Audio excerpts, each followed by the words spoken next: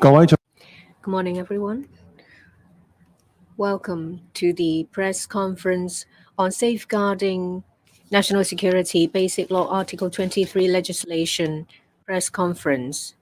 We have with us the Chief Executive, Mr. John Lee, Secretary for Justice, Mr. Paul Lam, and Secretary for Security, Mr. Chris Tang. We'll first hear from the Chief Executive, the S for J, and then the Secretary for Security. Afterwards, we'll take questions from the floor. Please don't ask more than 2 questions. Chief Executive, good morning, everyone. I announce that today the government will launch the public consultation on the legislation of Article 23 of the Basic Law. Shortly afterwards, the consultation paper will be released. This afternoon, we will go to the LegCo to elaborate on our consultation paper. I thank Mr. Andrew Leung, the President, and Mr. Martin Liu, the Chairman of the relevant panel,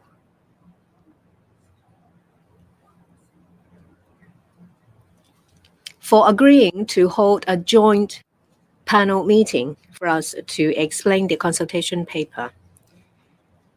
The S for J as well as the Secretary for Security will attend. I want to say that legislation for Article 23 of the Basic Law is something that we need to do and have to do as soon as possible because it is our constitutional responsibility. It's been over 26 years since the reunification. We still haven't completed this duty. The National People's Congress made a decision on the 28th of May, and there is the Hong Kong National Security Law. Both stressed that we need to legislate for Article 23 as soon as possible. Hong Kong has gone through the Colour Revolution in 2018 as well as the Black Lab violence. We all understand the importance of legislating to safeguard national security because the risks to our national security is grave, real, and can crop up anytime. On top of that, we see intensifying geopolitical situation. That's why we need to address this weakness as soon as possible.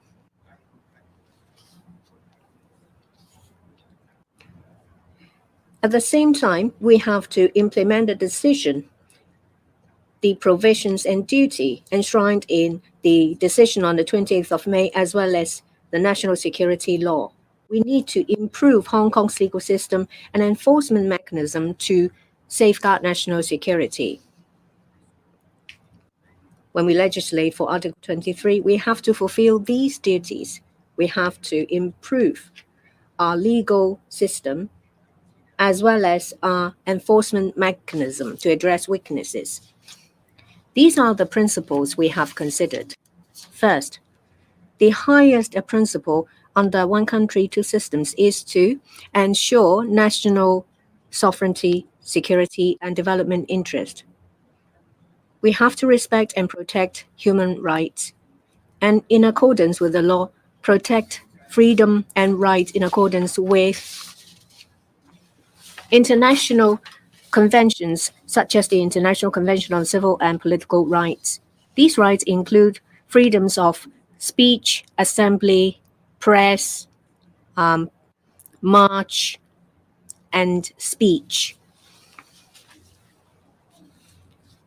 Acts that endanger national security will have to be tackled in accordance with the law. We have to actively prevent these activities and punish them. What we propose to do is to introduce a new national security, safeguarding national security law to address risks that may emerge. This will enable us to implement the decision of the NPC on the 20th of May, and at the same time enables Hong Kong to fulfill our constitutional order. In this way, we have all provisions and laws securing national security being combined seamlessly, and the public will have a better idea. We have considered our existing laws, the actual situation in the special administrative region, and the abundance of relevant laws in overseas jurisdictions. In a lot of overseas countries, they have legislated in accordance with their own need to, to safeguard national security. In the US, there are at least 21 pieces of legislation. In the UK, at least 14. Canada, at least 9. Singapore, at least 6. Australia, at least 4. And New Zealand, at least 2. In this legislative exercise, we will draw reference from the legislation of other jurisdictions. Well, apart from constitutional duty, legislation, principle, and methodology, we also mentioned in the consultation paper about amendment of existing legislation. Some of them are turned from common law offenses into statute offenses. There are also new offenses. We've also set out national security laws of overseas jurisdictions and provide information of the weaknesses and shortcomings of our existing mechanism. I'll now defer to the S4J and the Secretary for Security to elaborate. S4J. Thank you, Chief Executive. I would like to take this opportunity to elaborate on legislation of Article 23, the salient points of the legislative exercise. First, legislation to safeguard national security is a constitutional duty. Legislating for national security is the inherent right of a sovereignty. It's also an international convention. A lot of countries take into account their own needs to legislate to secure national security. There are plenty of examples. You will find the examples in the consultation paper. These countries will take stock of the latest development in their own country as well as the international community to amend or legislate for national security to address the situation. Secondly, we have to legislate as soon as possible to fulfill our duty. As the Chief Executive said, we have to legislate for Article 23 as soon as possible. Other than the real risks that we face, this is also our duty. The most important of Article 23 is that the Hong Kong SAR shall enact laws on its own. It is our duty. Hence, we have to do it as soon as possible. Article 3 of the decision of the NPC on the 28th of May and Article 7 of the National Security Law clearly stipulates that the Hong Kong SAR should complete the national security legislation stipulated in the Basic Law at an earlier date. To fulfill the requirements in the NPC decision, Article 23, as well as Hong Kong national security law, is something that we need to do. These are our legal duties stated in statute law. There are some important points to note. Article 4 of the NPC decision in May states that Hong Kong SAR must establish and improve the institutions and enforcement mechanisms for safeguarding national security, strengthen the enforcement forces for safeguarding national security, and step up enforcement to safeguard national security. Article 3 of the Hong Kong National Security Law states that Hong Kong needs to safeguard national security. It is our constitutional duty, and we have to effectively safeguard, suppress, and prevent and impose punishment of criminal acts that endanger national security. Also, under Article 7 of the National Security Law, the Hong Kong SAR shall complete as early as possible legislate for safeguarding national security. There is also an article stating that we have to prevent several categories of acts that endanger national security. We have to secure national sovereignty, security, and development interests. The Article 23, as well as the decision in May, as well as relevant articles in the national security law, are complementary and consistent. Based on these principles of law and our constitutional duty, we must understand that the goal of legislating for Article 23 is to implement the MPC decision in May, as well as our obligations and duty in Hong Kong national security law, so that Hong Kong's legal system will be comprehensive, effective in the prevention, suppression, and punishment of acts that endanger national security.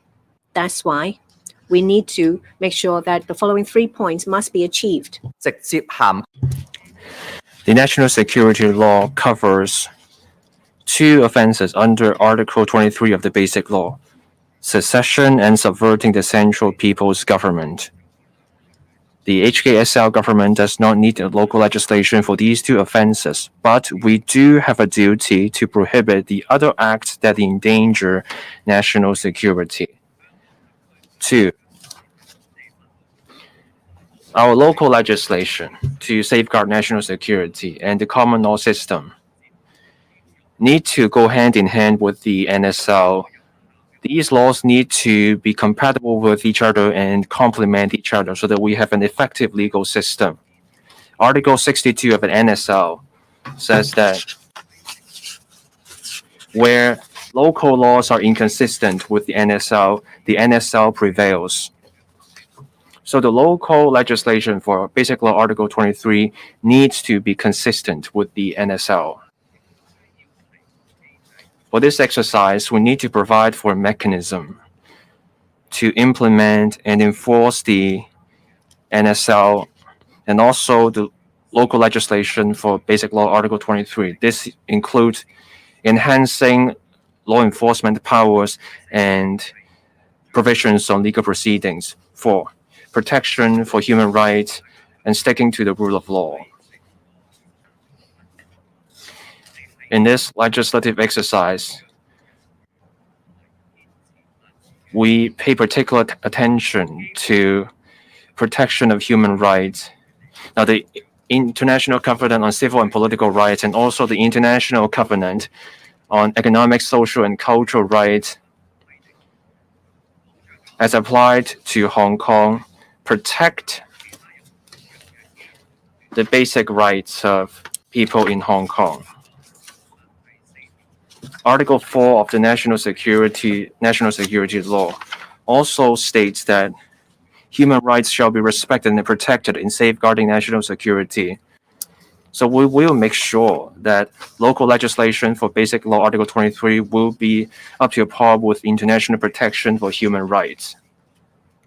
We will protect human rights, but let's also be mindful that most freedoms and rights are not absolute. Under the ICCPR, free press, free speech, and free assembly can be restricted under the law on legitimate grounds. Article 2 of the NSL also says that for anyone exercising rights and freedoms, they have to follow Articles 1 and 12 of the Basic Law. Those are fundamental provisions of the Basic Law. They state that Hong Kong is an inalienable part of the People's Republic of China. Hong Kong is a place enjoying a high degree of autonomy. We're under the central people's government. safeguarding national security is fundamentally consistent with protecting human rights. In 2019, we had the Color Revolution. That experience shows without national security, we cannot have or enjoy our rights or freedom. Safety and property would come under threat without national security. Legislation for Basic Law Article 23 targeted the tiny fraction of people who endanger national security. The goal is to offer better protection for lives and property. Now, on the rule of law, Article 5 of the National Security Law, preventing, suppressing, and imposing punishment for acts endangering national security will have to be consistent with the rule of law. And this means we need certainty in the provisions. The legislative provision will set out the criminal elements, the criminal act, and also the criminal intention, so that we take a targeted approach in setting out the act or activities endangering national security. We've also set out the defenses and exemptions. For those law-abiding, they don't have to worry about inadvertent breaches. That's all from me on the legislative principles. And now invite the Secretary for Security to speak. Thank you. And now come to the contents and the proposals that will come up in the document. As the CE said, we propose to enact a new Safeguarding National Security Bill. There will be 9 chapters in the document. Chapters 1 and 2, they are on the constitutional duty of the HKSAR to safeguard national security, the national security risks, and the necessity of the legislation. We will set out the legislative principles, the factors we consider, and our methodology. Just then, the Secretary for Justice has discussed the legal aspect. Chapters 3 to 7 will be about the offenses. There will be 5 broad categories of acts or activities endangering national security. Most of them are about improving existing laws. We will also propose new offenses based on the actual conditions of Hong Kong so that we can prevent, suppress, and impose punishments for acts and activities endangering national security. These 5 chapters will cover offenses such as Chapter 3, treason and related act. The proposal is to enhance the existing crimes ordinance, Parts 1 and 2, and also the common law offenses, so that treason and related offenses will come under the new law. The enhancement will involve removing or amending outdated offenses. Back in the colonial days, there were references in the language. We will also incorporate acts involving treason that we need to guard against. Those seeking to endanger national security may be trained by outside forces. That's something we will cover. Chapter 4. We have insurrection, incitement of revolt, disaffection, and also act with seditious intention. Our proposal will be to enhance Part 2 of the Crimes Ordinance. This means revising the targets of acts to incite disaffection. This will cover police officers, auxiliary police, and the government flying service. And the scope will be expanded to cover people in public administration, public finance, and those performing judicial function, and also people with the statutory powers for investigation. We also recommend learning from national security laws elsewhere by bringing in the offense of insurrection to deal with acts involving riots that threaten sovereignty and unity, or those actions trying to cause serious disturbance or civil unrest. Chapter 5 on theft of state secret and espionage. We propose enhancing the provisions under the Official Secrets Ordinance so that we can protect the relevant secrets from theft or unlawful disclosure. We want to clamp down on acts of espionage to endanger national security, on protecting state secrets. Our proposal is to have a detailed definition of state secret and also provide for an offense related to state secret. This is including unlawful access to and disclosure of state secrets. On espionage, we propose enhancing the current provisions on the offense of espionage under the Official Secrets Ordinance. We want to cover modern espionage. Outside forces can incite their agents to spread false information as a way to interfere in Hong Kong's affairs. We also recommend, again, this is learning from laws elsewhere, we want propose to prohibit anyone from supporting or assisting or obtaining rewards from outside intelligence bodies. Chapter 6, sabotage to undermine national security. We've looked at legislation elsewhere, so the proposal will cover sabotage to endanger national security and sabotage done through computers or electronic systems. Sabotage may cover serious acts to undermine public infrastructure or critical infrastructure. And for those without lawful authority, those engaging in acts endangering national security through an electronic system will also be a serious offense, and that should be prohibited. Under existing offenses such as damaging property and access to a computer with dishonest intent, we propose a new offense to target offenses harming national security so that we can cope with such risks and step up the deterrence and clamp down on acts of endangering national security through such acts. Chapter 7, External Interference and Organizations that engage in activities that endanger national security. We will provide for an offense of external interference to prevent external forces to use different means to interfere in our local affairs, say, for example, our local elections and decisions of our judiciary or our executive or legislature, and to undermine relations between China and other countries. We also propose to make some improvements of relevant provisions that are related to national security or ties with political bodies in Taiwan and other places. We want to better prevent and suppress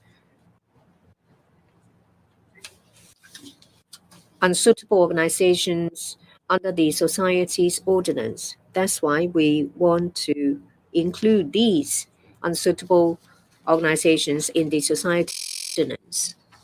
Chapter 8 of the paper caters for extraterritorial effect. We have fully considered international legal principles, international conventions, the existing provisions in the laws of Hong Kong, current practices of other jurisdictions. Chapter 9 of the consultation paper addresses shortcomings as shown in the handling of national security cases. Say, for example, the completion of collection of evidence and the decision to prosecute will take longer than other cases. I ask members of the public to give us their views so that we can improve our legal mechanism and enforcement mechanism. We have considered relevant legislation overseas, applicable laws in Hong Kong, Hong Kong's actual situation before we come up with the recommendations. We will appropriately draw reference from national security legislation of overseas jurisdictions. However, we will not copy and paste these legislation into our system. For those that are necessary and suitable, we may consider adopting some parts of them. We will elaborate these points in the legislative panel meeting. We'll also elaborate the details in the consultation paper. We would like the public to get a better understanding of the legislation. We ask for your support so that we can complete the legislation as soon as possible to better safeguard national security. I thank the SFJ as well as the Secretary for Security for their explanation. The consultation paper will be uploaded on the website of the Security Bureau. Hard copies will be distributed at designated points. The government will organize a number of briefing sessions. Apart from local organizations, we will also consult consulates as well as foreign chambers of commerce. The consultation period will start today to the 28th of February.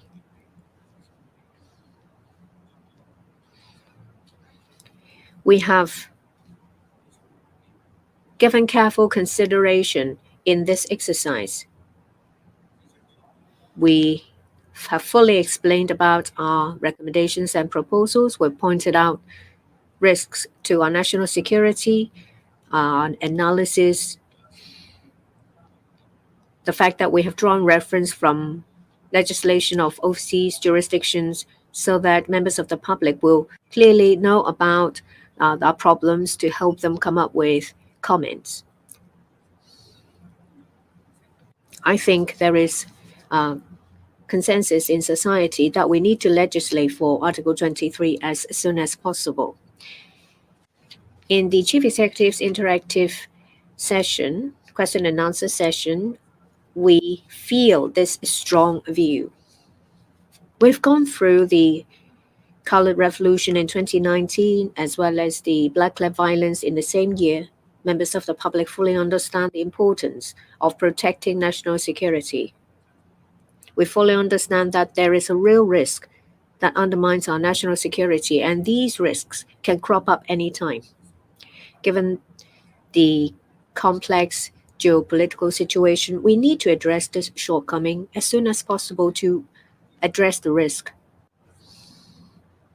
Since the promulgation of the national security law in Hong Kong, we have had practical experience in protecting national security. Our courts have also obtained experience in handling these cases. We have better understanding of these issues.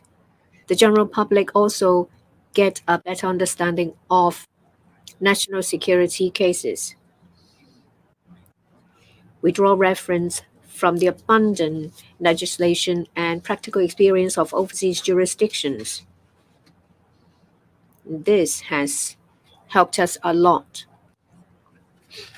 We hope to complete the legislation for Article 23 as soon as possible. This issue has been hanging over our head for 26 years.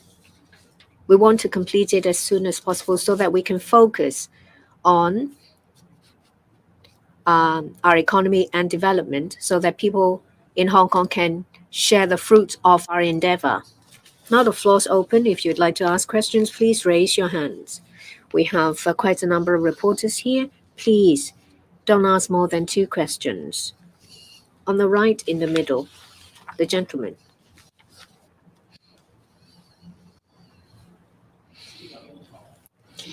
Good morning, everyone. I'm from CCTV. I have a question. CE Article 23 legislation is to fulfill Hong Kong's constitutional duty. What are the national security problems we face? Where is the urgency?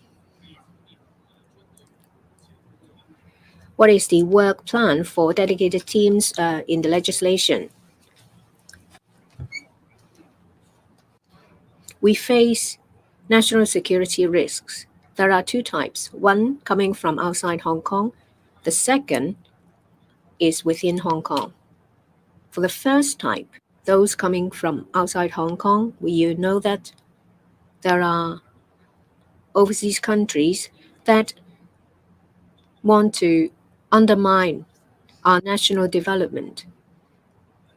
They have their own agenda in undermining China. Some countries' intelligence department of the UK and the CIA of China have done a lot of work. Of US CIA of US have done a lot of work on China. We have gone through the color revolution. We understand that these risks can crop up anytime. Geopolitical situation is intensifying. There is an increasing risk against national security. We need to do our work properly. We've gone through Black Flag violence in 2019.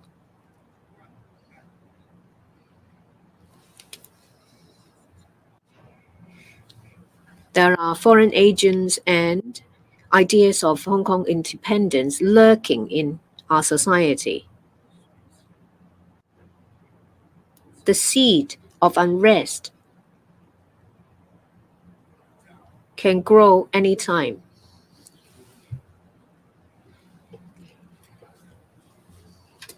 In terms of our livelihood issues, our development issues, they will seize any chance to cause trouble. The court has completed the case of some cases, the returning valiants. So we have to guard against these risks. Foreign agents and advocates of Hong Kong independence, as I said, are still lurking in our society. We have different teams in charge of the legislation.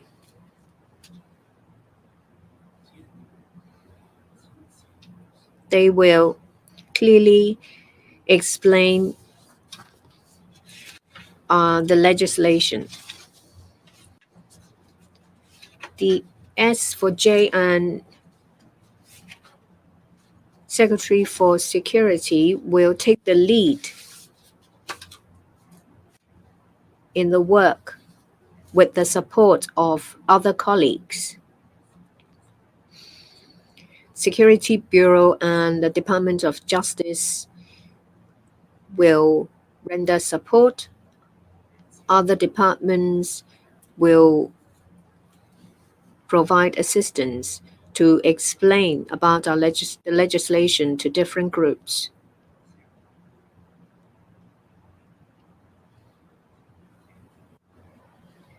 We don't just explain about the legislative exercise to local bodies. We will also do so targeting foreign chambers of commerce or consulates. We explain to them that the legislation will bring benefits to our community. It will provide stability in the business environment. Next question. On the right, at the back, at the far end. I'm from Ming Pao. First, for this exercise, is there a timeline? Is the government trying to get through the legislation before the summer recess of LegCo? The consultation period is much shorter than back in 2003. Why is this the case?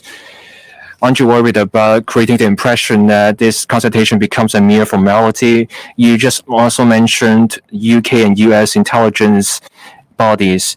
Now we have concepts like enemies in the official secrets ordinance. So going forward, will the government see the UK and US governments as enemies in the future? So we have an appropriate consultation period. We stress that This consultation paper will set out the government's proposal in detail. This will help the public get a good grasp of the proposal and invite public comments. We point out the national security risks clearly for the public. We set out our detailed analysis. We also set out the related national security laws in other countries. All this to make it easier for the public to understand. There is consensus in the community on legislation on Basic Law Article 23. The consensus is that the legislation need to be completed as soon as possible. We need to get the legislation right. Hong Kong experienced the Color Revolution and Black-clad riots in 2019. We all see a need to safeguard national security, and it's a key task. We also see that national security risks are real. The risks can come up anytime. As I said, geopolitics is getting complex.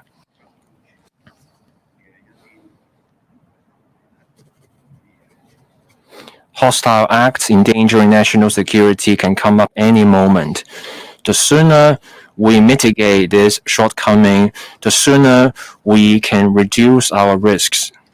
So in setting the consultation period, we believe we have set an appropriate consultation period. We will do lots of explanation. So we take the consultation seriously.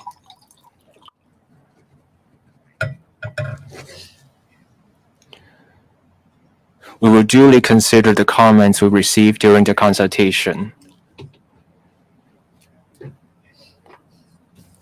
We will look at the comments we receive in full, and then we decide which comments to adopt.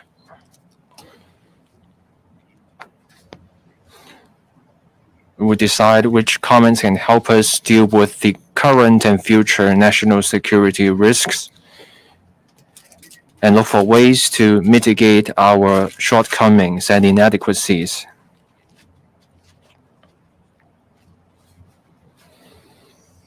We will also see through the comments whether we have missed anything in the proposal, and then we consider those comments to see what we can incorporate into the legislative proposal. So we will also look at those through the consultation. At this point, I have asked my colleagues to start drafting the bill. I hope that we can tell people about the comments we receive as soon as we can. We want to be able to complete the legislation as soon as we can. This means going through the consultation, drafting the bill, and also submitting the bill to LegCo for scrutiny. During LegCo scrutiny, I hope LegCo members can also complete the scrutiny swiftly, so that we can close this gap and mitigate our weakness or shortcoming in this area. I believe there is a community consensus. Both the government and LegCo want to see the legislation completed sooner rather than later. The sooner we get this done, the sooner we can minimize the risks. We don't target specific countries in our efforts to safeguard national security. It's about protecting ourselves. If other countries don't pose risks, they don't pick on us, then that's fine. There should be world peace. We should coexist with other countries in peace. We don't go after other countries, but we have to protect ourselves when other countries try to come after us. We need a legal basis to cope with those challenges. We're not singling out particular countries. National security risks are complex and real and grave. As we can see, geopolitical conflicts in different parts of the world. So we need to safeguard national security. We come to an English question. On the left, the gentleman on the front. Good morning. Some English questions from the South China Morning Post. The first question is, how open would the government be during the consultation process for Article 23? Would the government fear that the legislation of Article 23 would spark more foreign scrutiny, sanctions, as well as protests as seen in 2019 and 2003, and potentially another immigration wave? Are there any measures to combat these potential scenarios by the government? And secondly, for the legislation, is the government inclined on having a clause to send suspects to the mainland for trial? Would publicly opposing the bill also amount to violating Article 23 as well? And how would the government convince foreign NGOs and non-political groups that they can operate safely under this legislation? Thank you.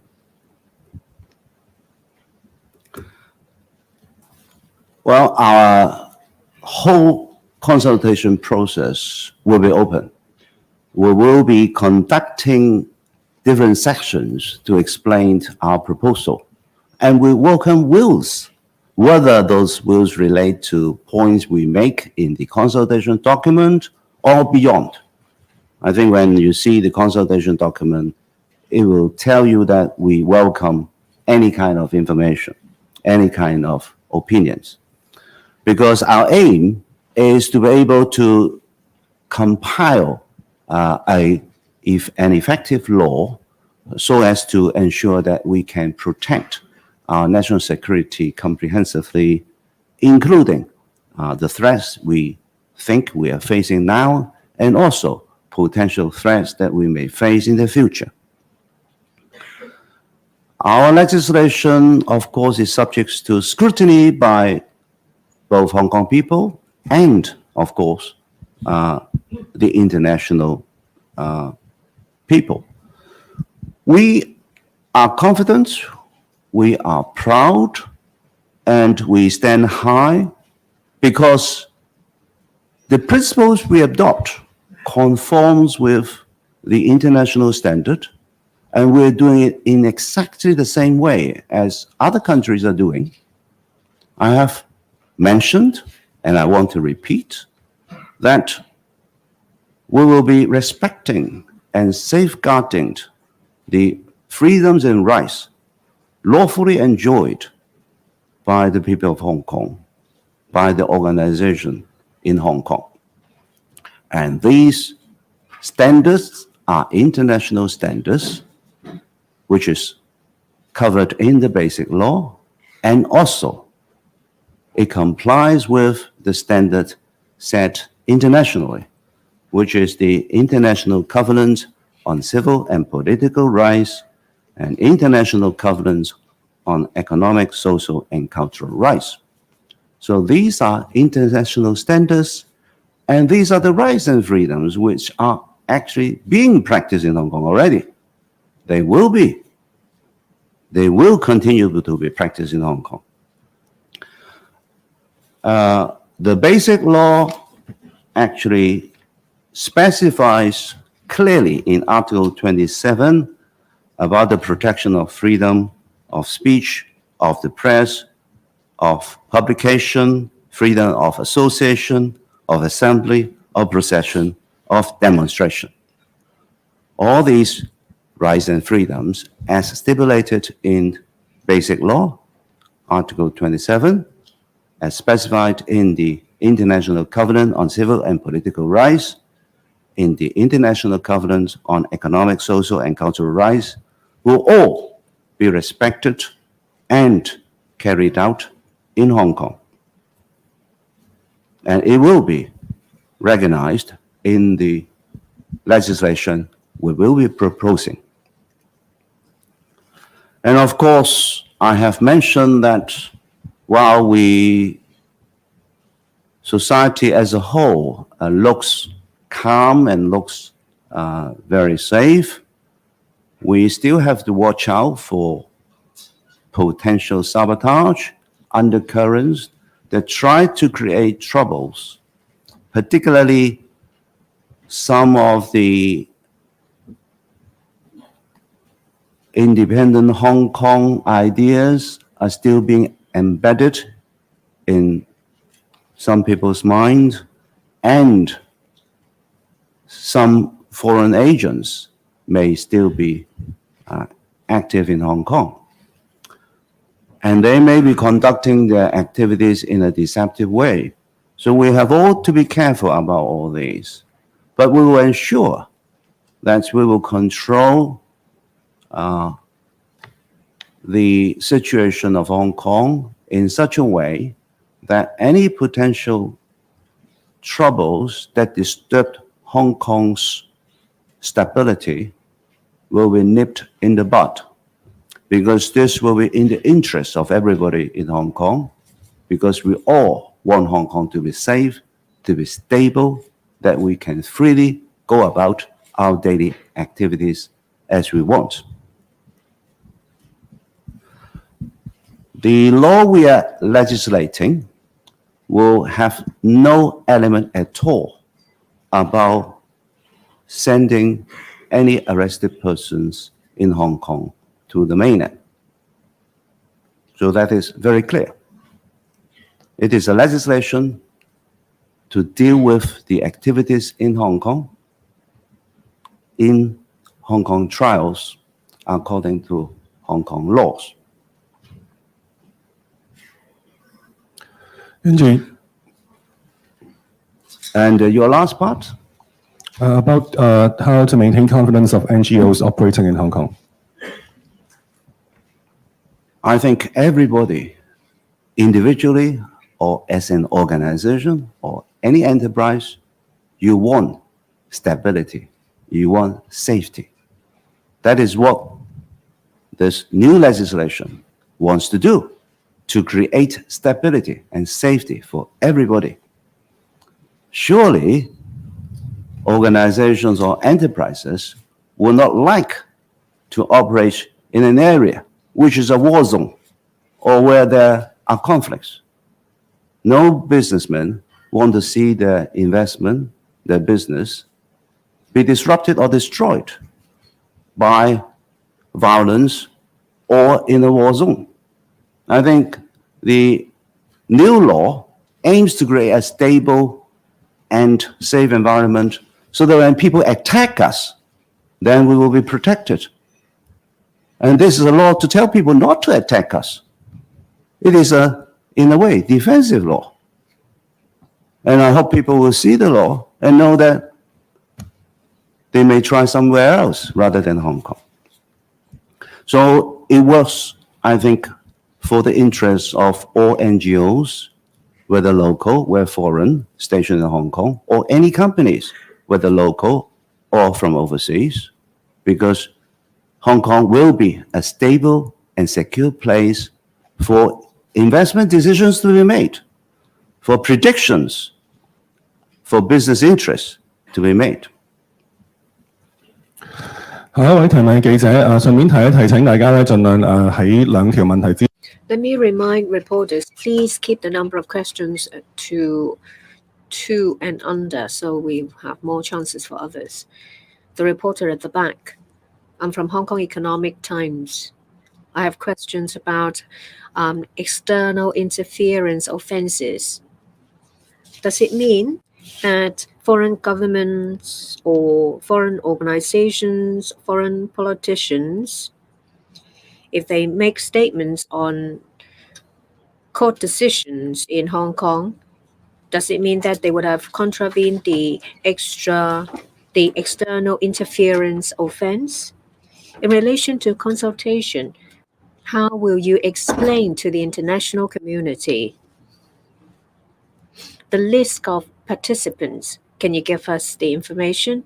Will it include Democratic Party members without a seat in the legislature? I think that's all for your questions. If anyone has any comments, criticisms of a government, is something that we've always allowed.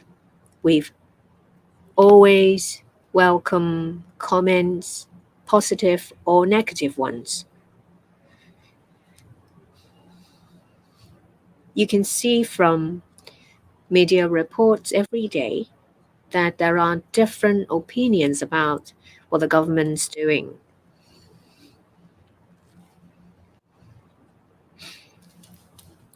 There is this important consideration. I've often been asked about this. The standard is whether there is a mens rea. Is there mens rea? Is there the intention? If there is no mens rea, under the legal system of Hong Kong, then you will be protected. You have broken no laws. Expressing of opinion without the intention to endanger national security is allowed within the laws. That is very clear. The German Chamber of Commerce representatives once said to me that they did not intend to engage in any acts that endangered national security. That's why they were not concerned. It's simple as that. Whether you have mens rea or with the intention or with the view to, with the intention to. So anyone within or outside Hong Kong express an opinion without the intention to endanger national security will not have to worry. Our explanation work of the legislative exercise will be performed well.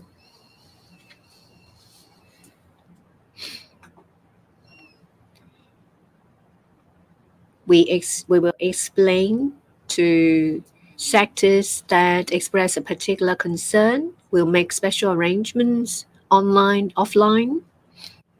We try to reach out to as many people as possible. So it will be extensive.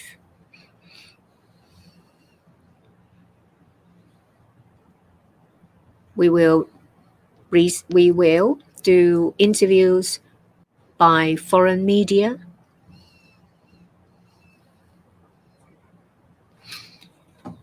There are a lot of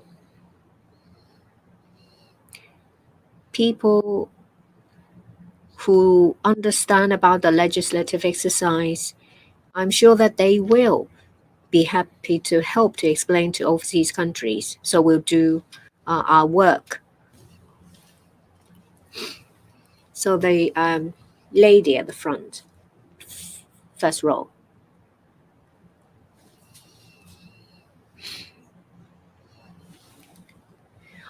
I'm from independent. No, not you, but the one behind. You'll be next. Questions from AFP. Mr. Lee, why now? Why now it's a good time to create another national security law for Hong Kong while we have seen some not so positive effects of the existing national security law, particularly you said this new law may let Hong Kong to focus on economic developments as soon as possible. But what if the new security law backfire on economy? For Mr. Lam, you said the new law would become an integral whole with the existing national security law. Does it mean the enforcement procedures will also follow the existing national security law, including like non-jury trials, which you can issue a certificate to enforce? For Mr. Tang, thank you for your two would a questions. larger national We security have to police allow force more be needed opportunities for or other longer reporters. detention be enforced for the new law? Well, you have exceeded your two questions, but I think we will still try to answer your question, right? Well, first of all, why now? We can't wait. I've said it very clearly. We can't afford to wait. It's for 26 years we've been waiting. We shouldn't wait any longer. The threats to national security, they are real. We have experienced all these threats. We have suffered from them badly. We were all very heartbreaking. We still remember the pain, the sorrow. We don't want to go through that painful experience again. and geopolitical tension is rising, then the threats are increasing. Many countries are regularly updating their security law to ensure that they will be able to deal with new threats, new methodologies. If you look at the UK, last year, they just updated and enacted a new security law. And I know Canada is already also doing consultation to try to strengthen their law as well. So why now? Because we've waited too long, 26 years, and we have suffered so badly, and we are not improving and strengthening our system as other countries such as the UK, Canada are doing. Shouldn't we really be doing this better to protect innocent people of Hong Kong, to protect innocent businessmen in Hong Kong? I think they want me to do it to ensure that all these threats don't happen. They want me to do it so that we can create a stable and secure environment for all people to live in, to work in, and also to develop their business in. Well, there may be some negative comments about our law. This is obvious. National security law is to protect attacks by foreign forces, by foreign countries. Obviously, those countries who may have bad motive don't want you to be able to protect yourself that well. Of course, they will try to make your law weak so that they can find loophole to attack. Definitely. We have experienced it when we enacted and have the Hong Kong national security law implemented in Hong Kong, which I think the majority of Hong Kong have seen the very good result, that we are now living normally. We are all now sitting here peacefully in the way we want to conduct our business. We don't want to repeat the pain, the bad experience that make us all lose our sleep. So, bad-mouthing, political attacks will continue. That is exactly why I want the government to be up and in full gear to explain what we are doing here, loud and clear, confidently and rightly. Tell the world, we are just protecting ourselves from your attacks. Don't attack us. And also, I think eventually when people see that this law will bring security and also stability, they will love it.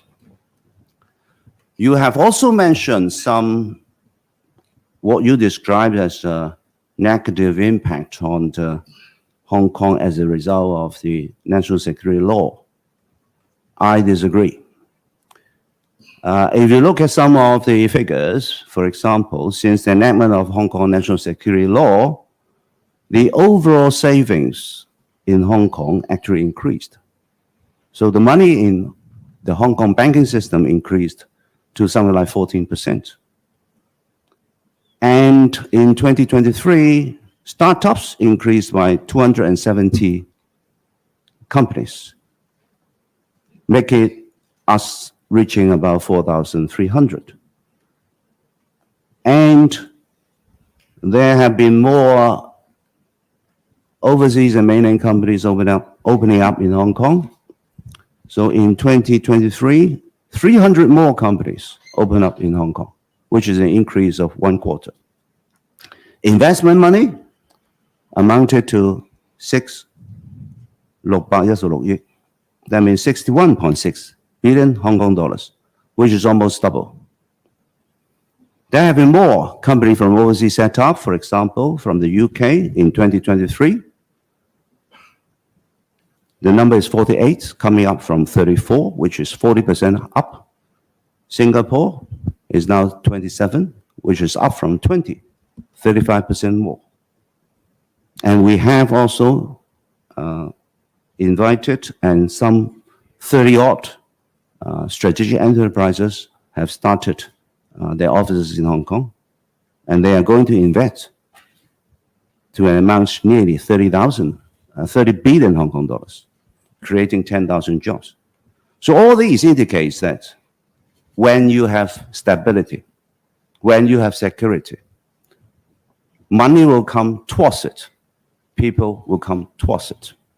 And I'm very confident that the earliest that we finish enacting Article 23,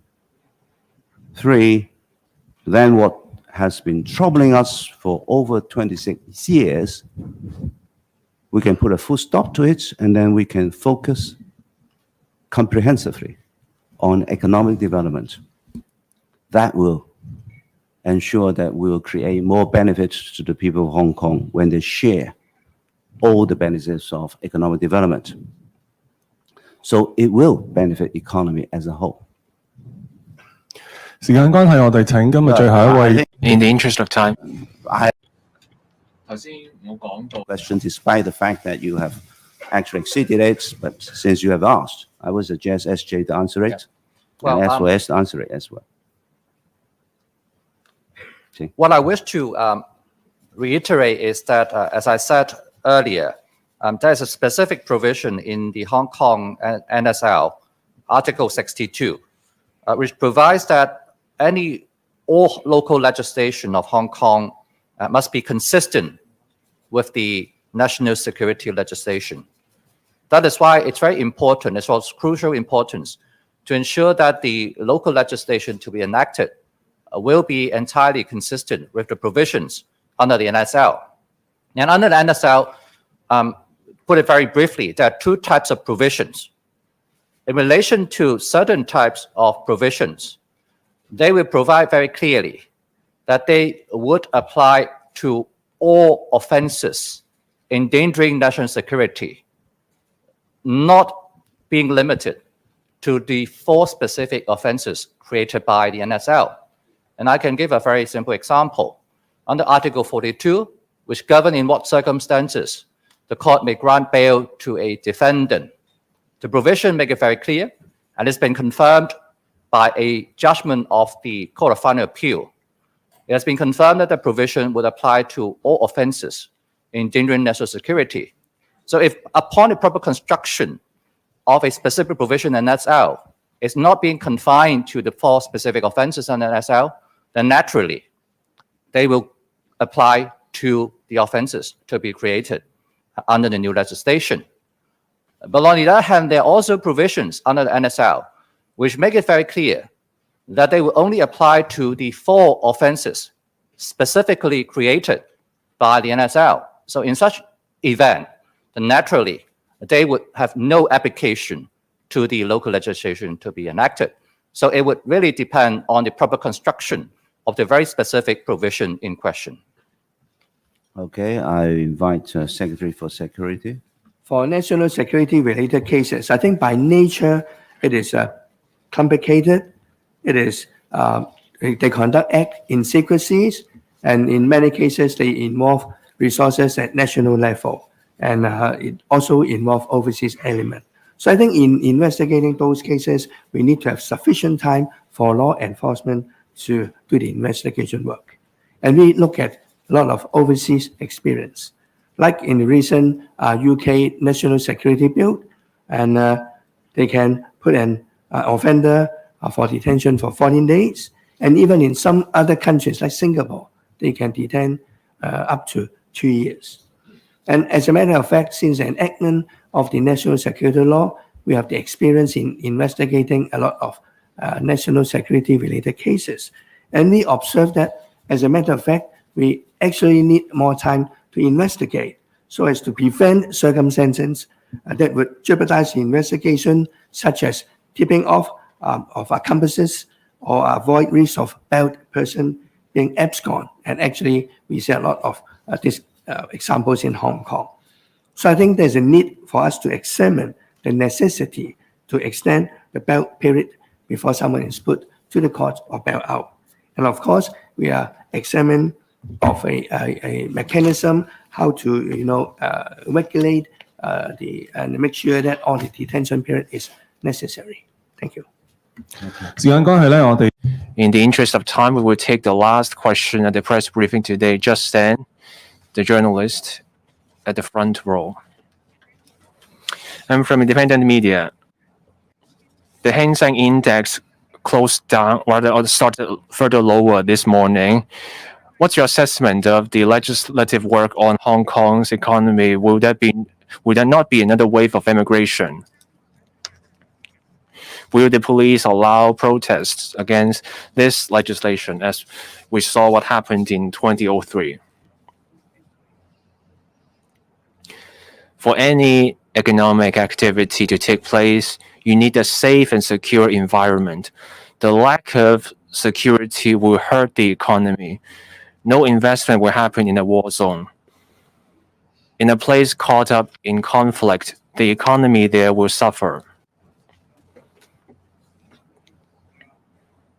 So with the national security law we already have and the proposed local legislation,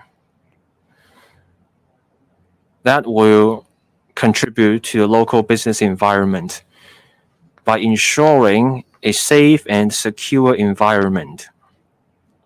That way, people can go about their business freely in Hong Kong. There are stock market volatilities. Many factors are at play. Interest rates, they remain high. Another factor is the pressure and the risks in the global economy. Supply chain disruptions, another factor. Other factors also include wars and conflicts in other parts of the world, leading to fears. And there are also internal factors in other places.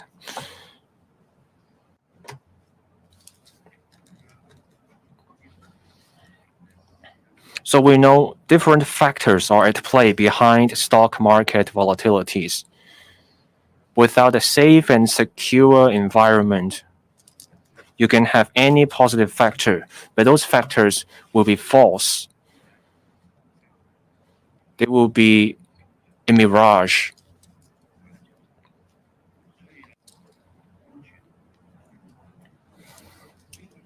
So a safe and stable environment will help the economy. I think no one will disagree with this. Now, on where people go. They go to safe and stable places. Some places are caught up in wars. So the people there flow to other places where those people think are safe.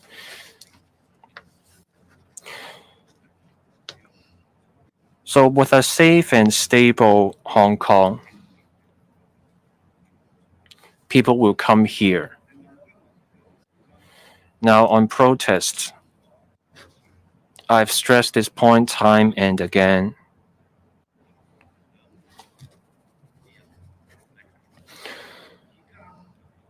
Hong Kong people enjoy lawful rights and freedoms. What they enjoy now, they will continue to enjoy in the future under the Basic Law, the Hong Kong National Security Law, and also those under the two international covenants, the ICCPR and also the ICESCR.